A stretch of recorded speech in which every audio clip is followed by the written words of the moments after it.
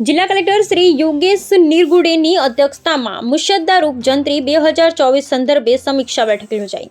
દાહોદ જિલ્લાના તમામ તાલુકામાં આવેલ ગામોના સર્વે બાબતે વિગતો રજૂ કરાઈ। વાંધા અરજી 20/1/2025 સુધીમાં ઓનલાઈન ઓફલાઈન રજૂ કરવાના રહેશે।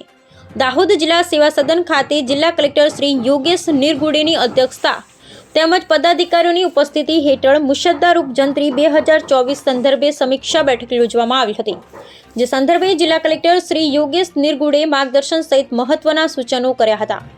આ બેઠક દરમિયાન દાહોદ જિલ્લાના 9 તાલુકામાં આવેલા કુલ 695 ગામો કે જેનો સર્વે હાથ ધરવામાં આવ્યો હતો તેની તાલુકા વિસ્તારની વિગતો તેમજ દાહોદ જિલ્લાના 3 નગરપાલિકામાં કુલ 88 વેલ્યુ ઝોનનો સર્વે હાથ ધરવામાં આવ્યો હતો, જેની નગરપાલિકા વિસ્તારની વિગતો પીપીટી રૂપે રજૂ કરવામાં આવી હતી। ગ્રામ્ય વિસ્તાર જંત્રી 2024 શહેરી તેમજ ગ્રામ્ય વિસ્તારના જંત્રીના સર્વે ફોર્મ, વાંધા સૂચન આપવાની ઓફલાઈન અને ઓનલાઈન પદ્ધતિઓ, વાંધાના પ્રકાર અને હંગામી અભિપ્રાય સહિત દાહોદ જિલ્લાના તાલુકા મુજબ જંત્રી સમીક્ષા રજૂ કરવામાં આવી હતી, જેમાં 2011ની જંત્રીની સાપેક્ષે કરેલા સર્વેના ભાવના સુધારા વધારા સાથે કરેલ તફાવતો અંગે ચર્ચા કરવામાં આવી હતી।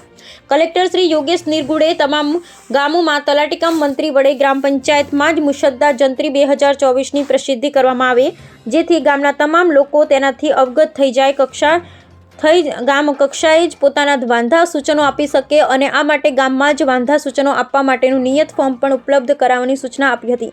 એ સાથે તમામ વાંધા સૂચનો અન્વયે આગામી સંકલન બેઠકમાં અને ત્યારબાદ જિલ્લા જંત્રી સુધારણા સમિતિના પણ નિર્ણય લેવા યોગ્ય દરખાસ્ત સમય મર્યાદામાં મોકલી આપવાના રહેશે।